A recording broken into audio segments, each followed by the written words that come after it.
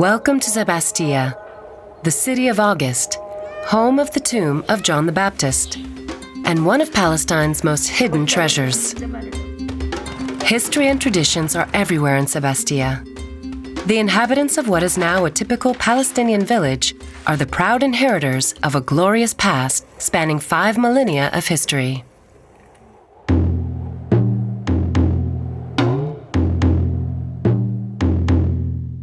Several scientific expeditions uncovered the secrets of Sabastia. Their findings would change the village forever. In 1908, a team of archaeologists from Harvard University led the first excavations, helped by the local community.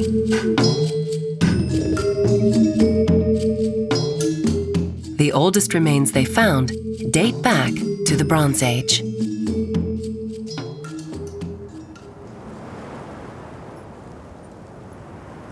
Archaeologists also uncovered remains of a royal palace.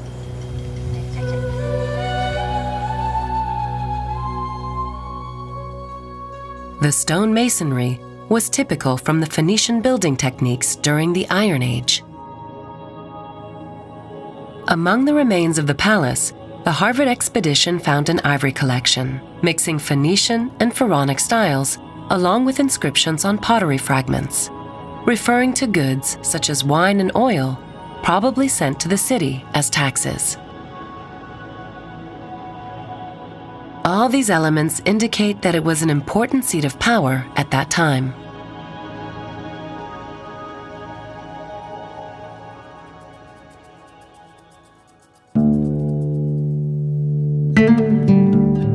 During the 8th century BC, Sabastia was captured by the Assyrians. In 332 BC, the city was retaken by Alexander the Great, inaugurating Sabastia's Hellenistic period. During his reign, he built massive fortifications around the Acropolis. Few remains of this period can be seen today, except this circular defensive tower.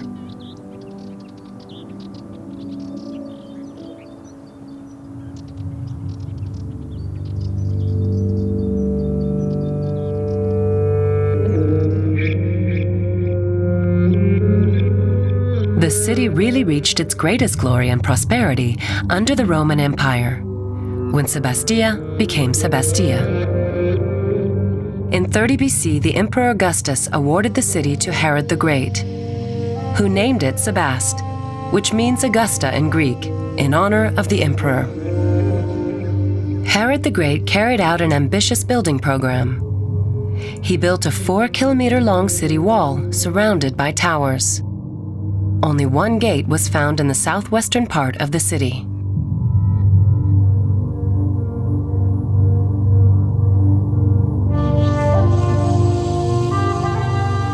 Close to the site of the former royal palace, he erected a temple dedicated to Augustus to show his loyalty to the emperor.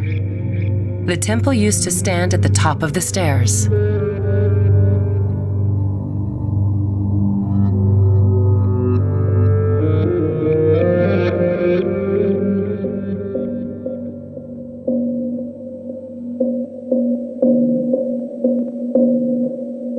This large plain used to be the heart of the Roman city, the forum where people used to gather and shop.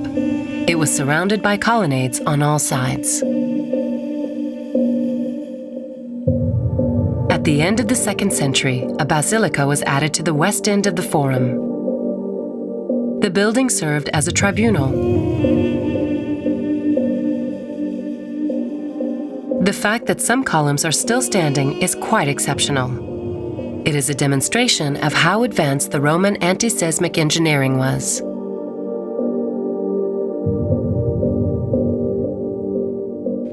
The forum was connected to the main city gate through the Cardo, a colonnaded street. On each side of the road, there was a roofed walk for pedestrians and a row of shops behind. This must have been a colossal undertaking.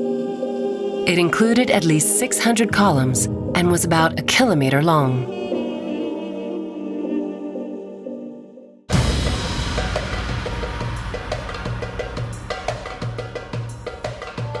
The Romans knew how to keep their population entertained, and Sabastia was no exception. Further down the hill stands the stadium. It was probably dedicated to racing. The Roman city also included a theater. Only the first 14 rows are visible today, but archaeologists think there were another 10 above, so that the theater could host up to 2,500 people.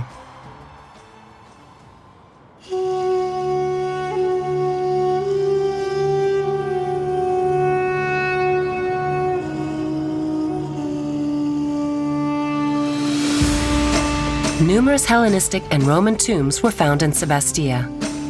An impressive mausoleum was excavated in the present-day city center.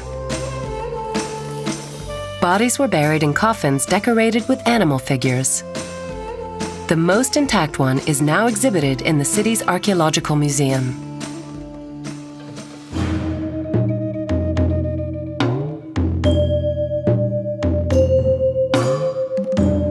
During the Byzantine period, Sabastia became the see of a bishop linked to St. John the Baptist, referred to as Sayyidina Yahya in Islamic texts. There is a strange story related to the death of the saint. According to the legend, John the Baptist was beheaded on Sabastia's hilltop. The head was taken elsewhere, but his body remained there, and the Byzantines built a monastery church.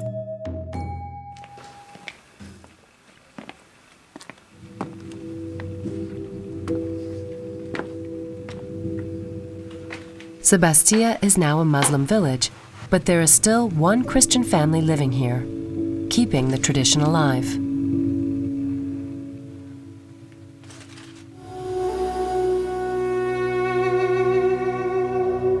Another Byzantine church was built in the present-day village to house the tomb of John the Baptist, now located on the compound of the mosque. The crypt is located under these two dome buildings. The smaller one covers a flight of stairs leading to the tomb. The second one is a sanctuary covering it.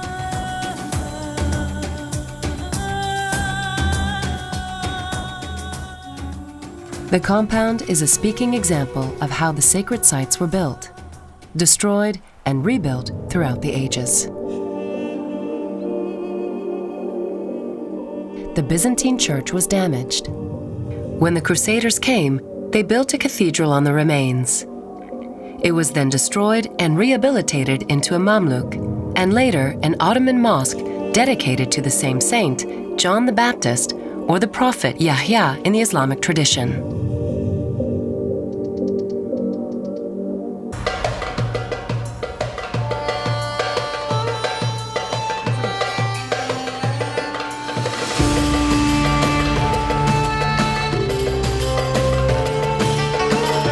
The Ottomans were known for the development of the railway across the empire. The famous Hejaz Railway that used to connect Damascus to Medina had a stop in Sabastia. Located in the valley down the hill, the Masaudiya was Sebastia's former station.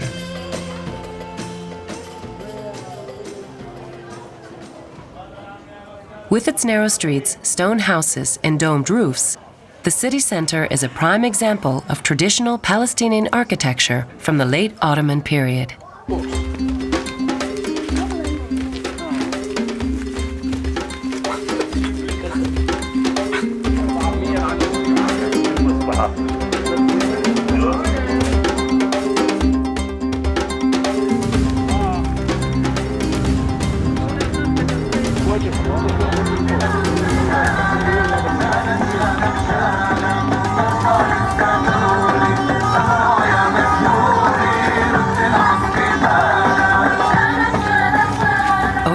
Years, tourism has been growing in Sabastia.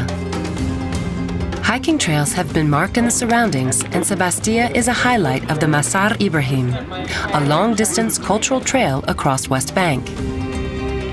And then each one did in the mid-90s, a vast renovation program started. Several old buildings were rehabilitated into guest houses. there are now 3 guest houses and several restaurants in the village, enabling visitors to experience the incredible local hospitality and have an unforgettable trip in this millenary town.